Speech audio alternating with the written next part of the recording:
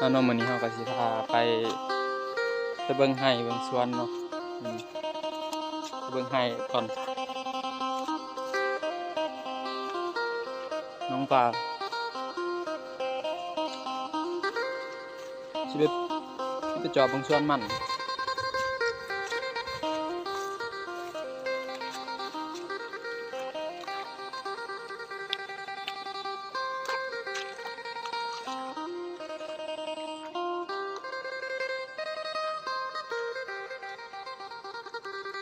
ปลามีตัวใหญ่บ่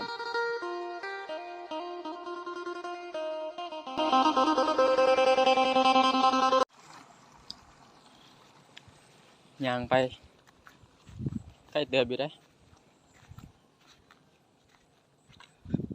บ่สิฮอดน้องนี่ก็กว้างอยู่ปลาหลายปล่อยปีนี้ได้ปลาโตสัมภามือได้นี่นี่ก็จะเป็นท้องนาเอง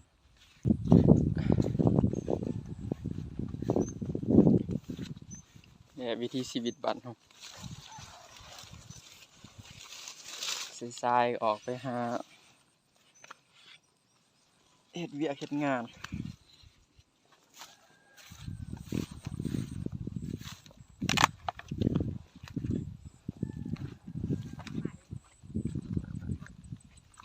ให้มาเขียบโอ้ยหน่วยป้ายมันมานี่โอ้ยมันจะกินอยู่บ่ยังก่อน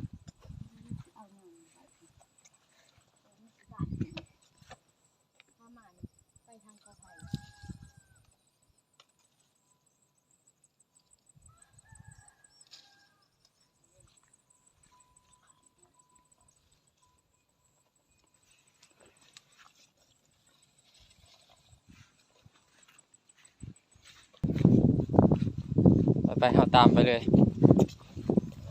นำสาวจันไปคนเดียวเป็นสิพาไปให้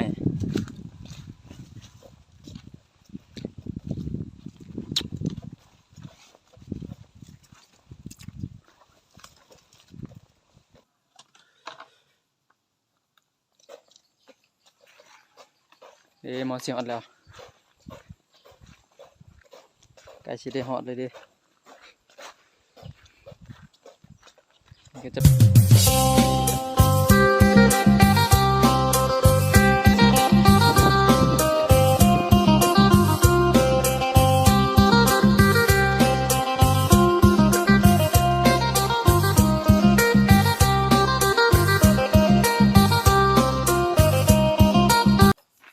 มายืนเบิ่งอย่างนี้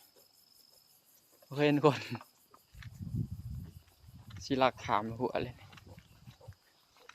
เบิ่งแง่พี่น้องโอ้มันงามขนาดเลยมันเด้ได้บอกมันหลบโอ้ลงเป็นเบอร์ของมันไงมันโอ้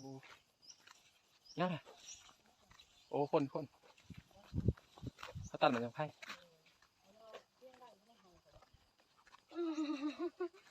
สิเป็นสร้างเป็นยังอยู่ขนาดเบิ่ง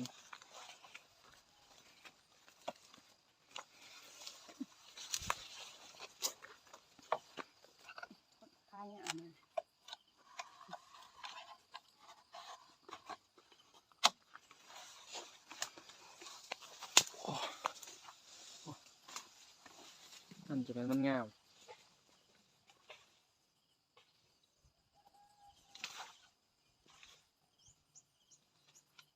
ไปเข้าไปเบิ่งข้างในเบิ่ง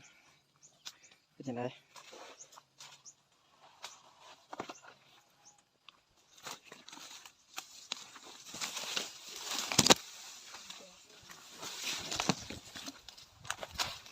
เฮ้ยให้ผ่าข่อยจะไว้ใช่นี่ข่อยทำแบบเอามาแล้วบ่ผ่าเอามาแล้วบ้าเขาว่าผ่าจะเขาไปเลี้ยงมาแป้วโลดโอ้ยจะเป็นเจ้า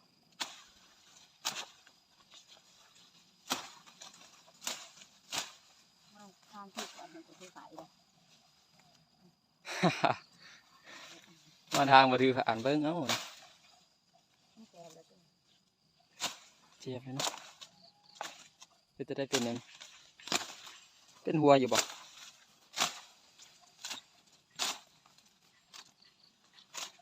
เดียวจะได้แบบนี้ทางกับทางได้สำนันเลยครับ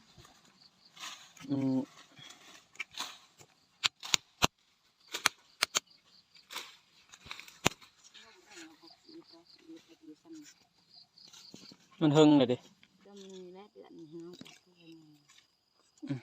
ก็ง่ายอยู่ได้แหละโอ้เสียดายแต่มันหลบ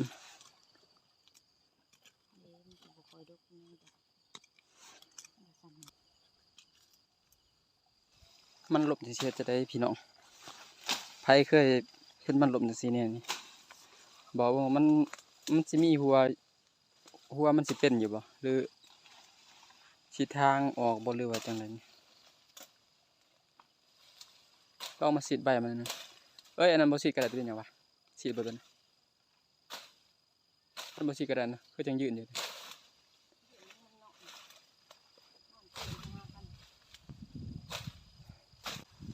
ว่าสิมาฉีดนี่มันก็เจ็บปวดฉีดบ่ได้ลมลายมันพอ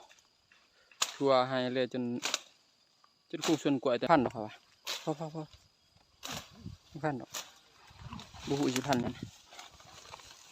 มันเจ็บปวดไปรอเป็นน้ำปลูกที่บ่ว่าซั่นที่บ่พันมันสูงปวด2-3 เมตรต้องเตือนถึงเป็นบ่พอต้องนอนบ่กลัวมันจะเป็นยังไง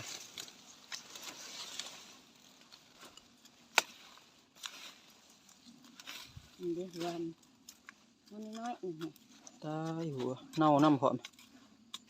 พวกบางอย่างกันเน่าโหเน่าไปเลยโอ้ยมันเป็นพื้นที่แบบนั้นคอยอุ้มน้ำหนึ่งจังน้อยตอนนั้นมันเป็นน้ำคำเลยแต่นี่มันขึ้นคอยนิดนึงมันจะเป็นโอ้เน่าเบิดเลยเสียหายลายเนี่ยเขาสิไปเบิ่งเครื่องปลูกเขามาเป็นจะได้บ้างมันนี่เสียหายได้เดี๋ยวมันเป็นน้ำคำจังสิมีเป็นน้ำคำพื้นที่มันซุ่มน้ำมันค้างเลยมันก็เลยเห็นให้มันเน่าแล้วยังหมดแล้วนี่มากอะลมอีกพร้อมพื้นที่ตัวนี้มันเป็นน้ำคำตัวดูโอ้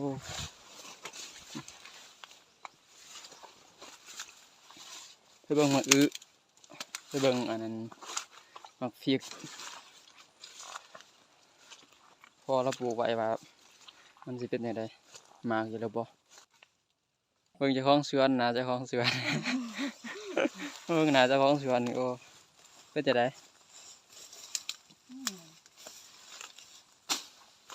เครื่องมือก็ตายเบิดมัน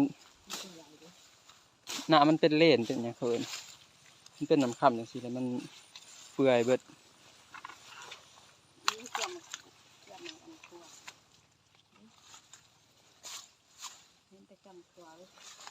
ตายสิได้กินอีกบ่วะได้กินหางมันก็บ่งามเนาะ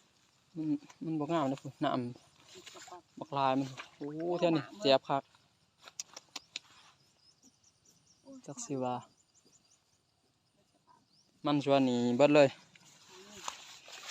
บ่ได้ทุนกำไรหายทุนหดอะไรข่อยอยากว่าจังซั่นแล้วเขาบอกบ่เป็น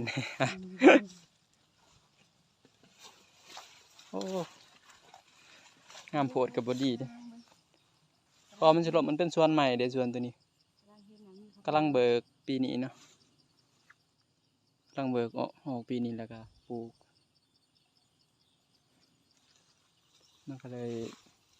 ลบหลายมันงามโพดสุกนี่มักทั่วซิ่งเขาคืนได้เนาะ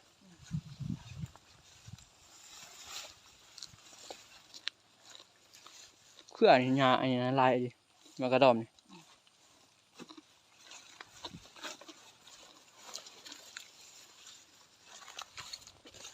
ลายเอาเถอะว่าดอกขาวๆนี่ดิลายเถอะจะได้ว่ามันตาย น้ำขึ้นหน่อยโลกออกแล้วขึ้นมาใหม่ก็ขึ้นมาใส่ บุมัน ไปเบิ่งพริกไว้ กับบุไปนี่แหละ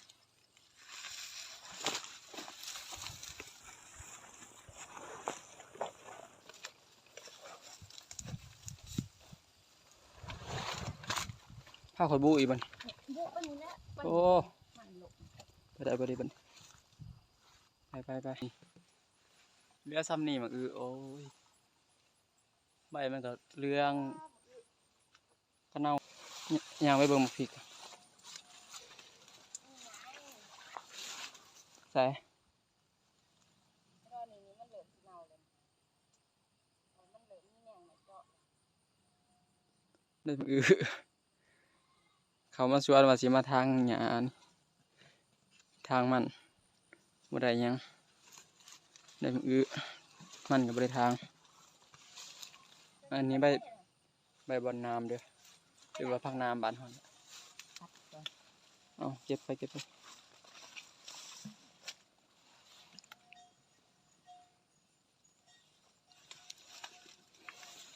ของสวนเบิดแห้งเลยหาแนวเก็บแนวมากินก่อนบัดนี้เก็บปลูกกระบอกเนี่ยไปขายซะได้หลายดี ใหญ่เลยเด้อง ามดี ไปขายดี งามดีเลยพ่อ ๆ โห 5,000 ที่เอาไปขาย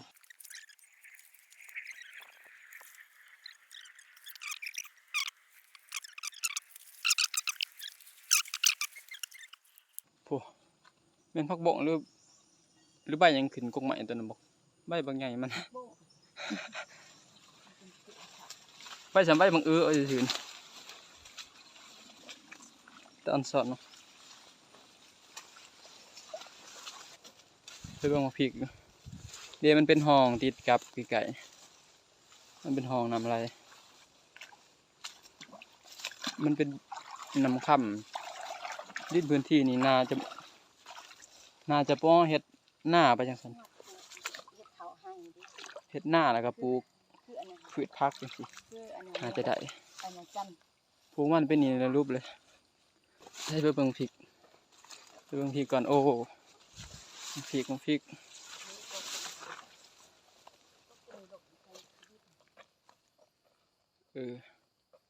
ดกอยู่ได้เลย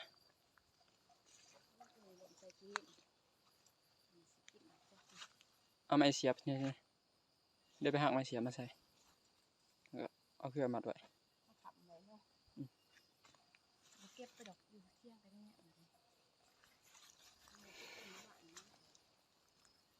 พริกงามอยู่ได้มันพริกมาท่านแก่ที่ได้ปลูกบัวลายต้นเนาะเดือหน่อยเดียวโอ้โหนี่เขาล้มหมด